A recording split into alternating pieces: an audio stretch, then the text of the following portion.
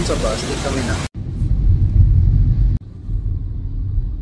Okay guys, so this is a lifesaver. Nandito ko ngayon sa Araneta Bus City Bus Terminal. And dito merong biyahe straight to NAIA Terminal 3. Grabe talaga ang commuting system natin dito sa Pilipinas, no? Pero isipin mo nga, from SJDM Bulacan, umalis ako ng alauna, at sa akong alauna. It's already 4 PM and I'm here sa Cubao. Diyos ko dahil.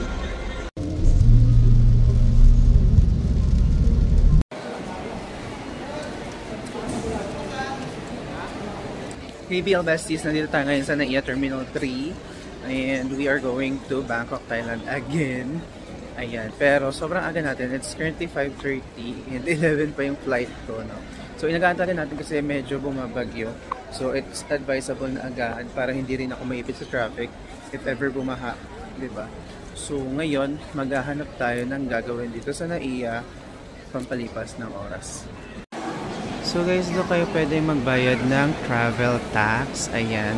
Pero pwede rin nyo siyang bayaran online kasabay ng pag-book nyo ng ticket or after nyong i-book yung ticket nyo, pwede nyo siyang bayaran online.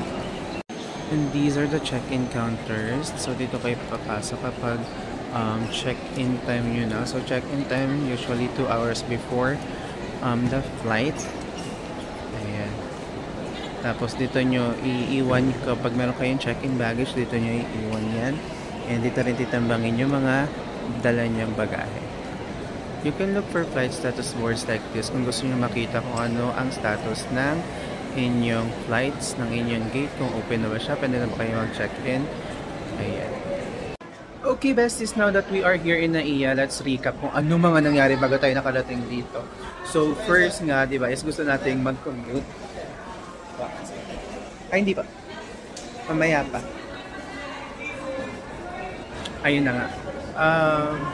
Tawag dito. Diba gusto natin mag-commute?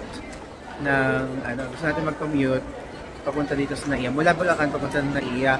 So, sa amin kasi merong bus na diretso ng PTEX. Ang bala ko sana is pupunta ako ng PTEX and from PTEX mag-grab na ako pa NAIA. So, what happened is, first bus na nasakyan ko, PTEX, malaria pa lang, like sobrang lapit pa lang, hindi pa nakakalayo. Na-flatan daw sila ng gulong. So, tinransfer kami sa kabilang bus. Now, itong si kabilang bus, tinanong ko to si driver kung PTEX po. Sabi ko, PTEX po diretso. Sabi, umuo naman siya. Hindi nagbayad ako PTEX. They asked for 135 pesos. So, sabi ko, hindi nagbayad na ako ng 135 pesos. Ending sa GMA, kumaling lang sila nag-stop. Tapos pinababa na nila ako and then sinuklian lang nila ako ng 35 pesos I think, or 25 pesos. So biruin mo, from Malaria hanggang GMA Kamuning, that's 110 pesos yung singin nila. Nangigil ako, pero hindi na ako nakapag-isip, hindi na ako nakapag-mat kanina kasi nga pinapababa na nila ako. And like iniisip ko na lang kung paano ko, like anong next move ko, anong sasakyan ko. I was thinking of mag-MRT. Tapos kasi sobrang daming transfer kapag nag-MRT. So, nag-search ako, meron sa Araneta na bus terminal na merong straight to NAIA Terminal 3 na. So, nag-book ako ng Grab from GMA to Araneta bus terminal. Tapos, meron silang bus na going to NAIA, scheduled ng 4:30 departure. Sobrang ingay pala. Scheduled siya ng 4:30 PM departure and I was there ng 4 PM. Ayan nga. So, waiting ako doon sa bus ng 30 minutes. Tapos exactly 4:30 PM, they told us na sira yung bus at hindi makakaalis. Diyos ko dahil, they have the whole 30 minutes para mag-inform na sira yung bus. But anyways, so they told us na 6:30 pa yung next na bus. Pwede ko namang intayin yung 6:30 PM na bus. Pero na-focus straight na ako sa talaga. Tapos, sakto-sakto na merong 3 passenger din dun sa bus na yun na hindi rin makakasakay kasi nga sira yung bus. So, ayun, nag-grab na lang kami, 4, hati-hati na lang kami papunta dito sa NAIA. And that's how we're able to go here. Sobrang daming kamalasan. Pero sobrang aga pa rin naman natin. Oo. Ang flight natin is 11 pa. It's just 5. So, buti na lang maaga tayong umalis talaga. Right? Right? Right? Diyos ko dahi, kaka-stress. Okay, bestie. So, finally makakain na ako. Akala ko sarado lahat ng tindahan dito sa Naiya. Kain tayo dito sa Binalot. I'm going to eat sinigang, pampawala ng pagod. And of course, with Coke. Nakakain. Okay, besties. So, nakakain na tayo. And nag-TikTok live din ako kanina. So, di na ako nakapag-vlog. Pero bukas na ang ating check-in counter. So, let's go!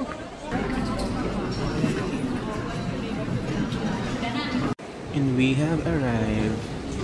What's up, besties? We have arrived here at Suvarnabhumi Airport here at Bangkok, Thailand.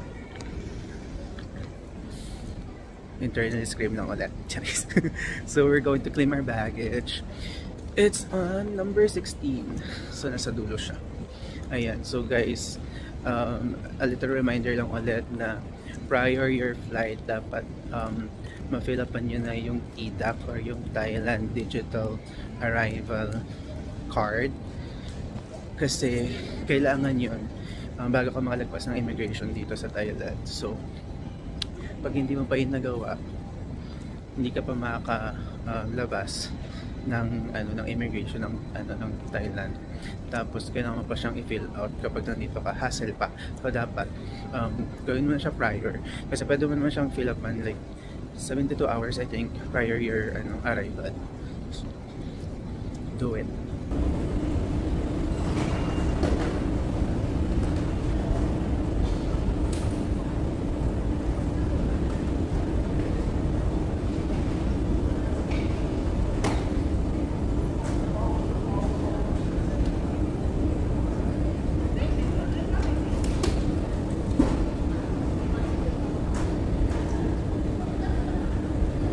Got our baggage.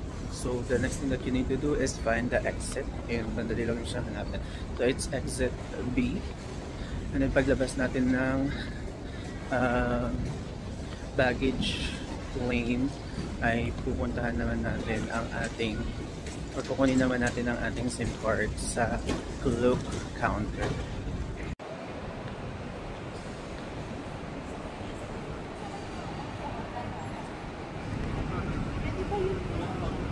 Cheese. Hey besties! So ayan, nakuha natin ang ating Klook SIM card and nakapag-shoot na rin ako ng content and pictures. So currently nandito tayo sa first floor ng Suvarnabhumi Airport and we are looking for that TikTok famous na food court. It says there it's on the first floor, Gate 1. But I'm not sure kung saan yun. Because I am only seeing Gate 3. And this is the dulo. So where is it? Ang bobo mag-English. Where is it? Saan siya? Cool. It's number 3.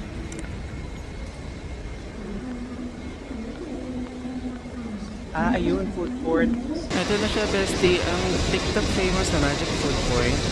Ayan, so andito siya sa gate number 8. Ayan, so first floor, gate number 8. Tapos andito siya sa may kaliwang side. So tara, pasok tayo dyan.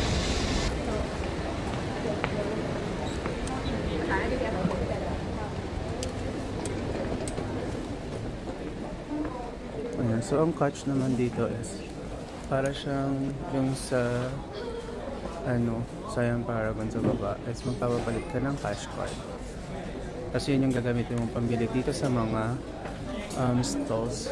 Pero bago tayo magpapalit ng cash card, let's check out muna yung mga tinda. Pamaya mo tayo magugustuhan. Okay, right off the bat I'm seeing noodles for 70 baht, 60 baht. Ayan guys, can you see that? Oh, sobrang mura naman pala talaga dito. Diba? Look at the meat. You can also try roasted ducks for 70 baht. Sobrang daming option. I like. They also have tom yum. Uy, parang gusto ko to. Okay. Sobrang na-miss ko ang noodles dito sa Thailand. Alam niyo yan, isa yan sa mga paborito kong pinakain pag nandito ako sa Thailand, yung noodles nila. So, we can get it here for only 70 baht. Diba? Parang sa ano lang din, sa labas-labas lang din. Parang wala siyang additional charge. So, yes, we're going to exchange cash card. So, ayan guys, magpapalit ka ng cash card. And yun lang yung pwede mong gamitin to purchase food here. And then you can return the cash card before 11:30 para makuha mo din yung mga sobra. Ayan, so let's go. We got our cash card, so tara. Bibili na tayong pagkain. And babalik ako doon sa tom yum noodles doon sa kabila. Because you know, I like me noodles. I like me tom yum noodles. So that we're going for anong bibi? What are we going to buy? Parang gusto ko lang tong tom yum noodle with pork and egg. No. And then what do they have for drinks?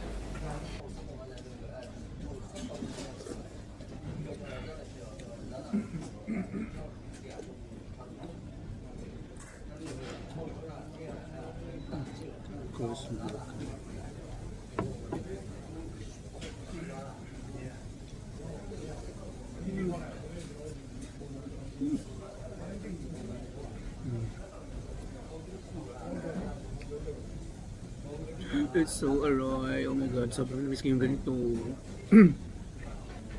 Yung sobrang malasang noodles. Tapos, ang daming sahog.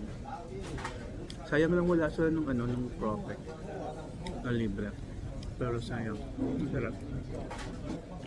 And sulit na siya guys ha. Like, a bowl of noodles, tom yum noodles, and a can of Fanta. This is just 100 baht. Ang niload ko dito is 200 baht. Like, girl, kalahati pa lang yung niload ko. So ito, pwede ko pa siyang mapapalit ulit into cash. Diba?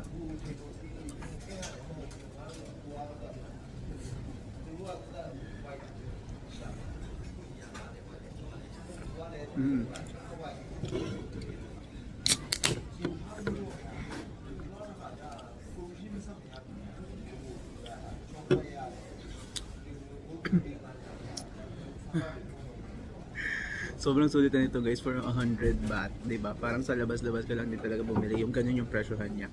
So, if you are landing here sa Suwon po may airport and siguro hindi mo pa type mag 7-Eleven, Subway, Starbucks, ganyan, and you really want the authentic Thai food right off the bat, then you should try this Magic Food Point. Diba? Hey besties! So ayan, tapos na nga tayong kumain. And guess what? Nakapag-skincare na din ako at nakapag-retouch ng makeup. So ayan, I think that's one of the sides ng mga solo travelers na hindi masyadong napapakita on social media, no? Pero yun nga, if kasi sobrang sale talaga, like sobrang mura na kuha mong ticket, ayan, sobrang red eye din ng flight na makukuha mo. So since 5 or 6 AM pa yung airport trail link, yung train, no, going to city proper, nagpalipas muna ako ng oras, kumain, at ayun nga, nag-retouch dito sa CR sa airport. But anyways, we are here at the basement floor na up Suvarnabhumi Airport, and I think bukas na yung airport rail link, so dito tayo sasakay para makapunta tayo sa city proper. Ayan, so dito siya guys. Yan, bibili ka ng ticket dyan sa isa sa mga machines dyan, at syempre pipiliin mo kung saan ka pinakamalapit. Ayan. So ako, pipiliin ko ay pinakamalapit sa Asok. So let's see kung anong station yun. Oh, this is an exit only. Doon ang entrance.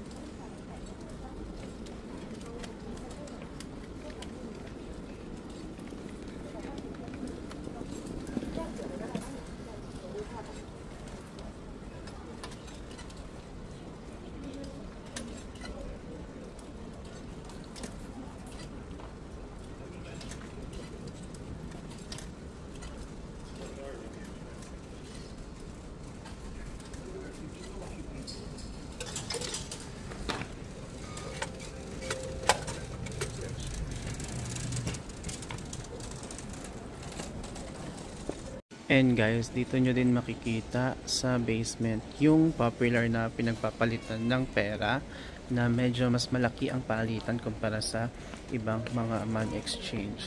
So dito lang din yan sa basement. Lalagpasan mo lang yung ticket vending machine. Walk straight until you see etong tatlo na money changer. Ayan. So you can either go for Happy Rich, K-Bank, or Super Rich. Ayan. So most people sa Super Rich nagpapapalit since yun daw ang mas malaki ang palitan. So let's see, let's compare. Let's compare. I am not seeing. Ayan. So PHP is 0.55. Tingnan natin sa kabila.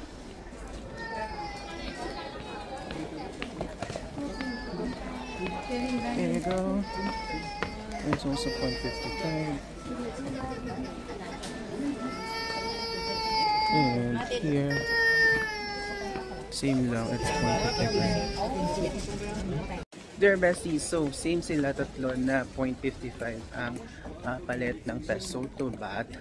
Not bad, no? Pero masyadong, I mean, not bad. Malaki-laki na yon, pero I think kaya pa yun ng mas malaki. Before nakakuha kami ng mga 0.57 or 0.59.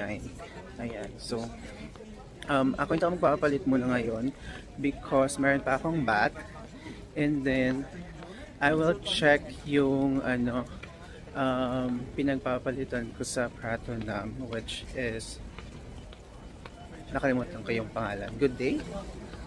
Ha? Kalimutan ko yung pangalan, but it's along Pratunam market area, and malaki din yung palitan doon. So yan, may bat pa naman ako, kaya makasurvive pa ako hanggang makarating ako ng Pratunam, I guess. So ayan, nandito siya sa side na to, tas ang sakay ng train is nandito naman sa kabilang side. So we already have our ticket, our token. Sorry, dito pala tayo. So we already have our token, so mag-exit na tayo dito to the train stations. Let's go! Hey besties! So nakababa na tayo ng Makasan Station, and now we are going to walk all the way sa ating hostel. So may tayo mag-i-stay sa homestay, yung pinagsayan natin last year. So ito na naman tayo. Na-appreciate ko na naman itong mga gantong pa-skywalk dito sa Bangkok. Tingnan mo, straight from the train station, makakapaglakad ako, makakatawid ako hanggang doon. Diba? Sobrang convenient. Tapos, kung gaano ako naghirap mag-commute papunta na Naiya. So, ganun naman ako, sobrang kadaling makapag-commute from Suvarnabhumi Airport hanggang dito sa aking pag-i-stayan. Diba? Ay ako, the contrast, the difference, just go, Philippines keep up. We are now at the streets of Bangkok again. Ayan. So first time ko maglalakad coming from here sa may kabilang side going to the GMM Grammy building kasi doon ako malapit mag-i-stay ulit. Kasi diba usually sa may BTS station tayo nagagalit. Ngayon dito naman tayo sa kabilang side sa may MRT Phetchaburi Station or Makasan Airport Railway Station. So let's go. Tingnan natin kung alin ang mas madalis lakarin. Kaya lang dito may mga tawid-tawid. Kaya lang dito guys, may tawid-tawid sa kalsada. Doon kasi sa kabila, sa may BTS station, may underground. Pero feeling ko meron din naman dito, baka doon. Try nating alamin next time.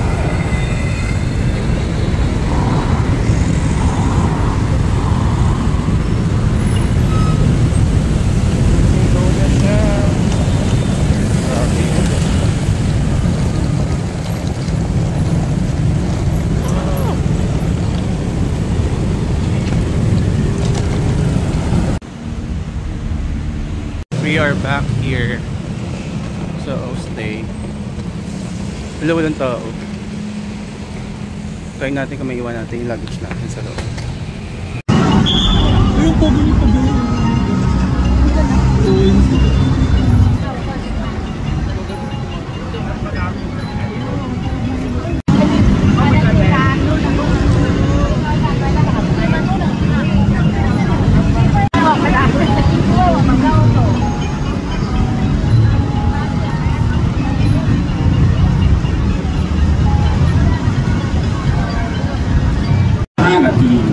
างช่องวัน31และดูออนไลน์เวอร์ชันอันคัดเวลา 23:15 นาทีขอบคุณหรือขอเข้ามากรรมนะครับต่อเทพยดาสิ่งศักดิ์สิทธิ์ทั้งที่เจตนาและไม่ได้เจตนาเราใช้โอกาสนี้องค์การเชิญเหล่าเทพยดาและสิ่งศักดิ์สิทธิ์มาทำน้ำมนต์ธรณีสารเพื่อความสำเร็จและความเป็นมงคลที่ได้เกิดกับคนที่เรารักนะครับที่ทุกแผ่ได้เกิดความสมบูรณ์ในการดำเนินชีวิตของท่านหากมีสิ่งหนึ่งประการใดที่ท่านได้เกิดประมาทพลาดพลั้งทั้งที่เจตนาและที่ได้เจตนาขอใช้บุญครั้งนี้ในการขอขมากรรมต่อเหล่าเทพยดาและจิตวิญญาณ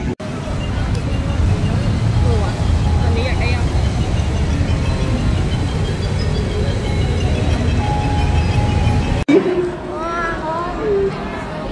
ออน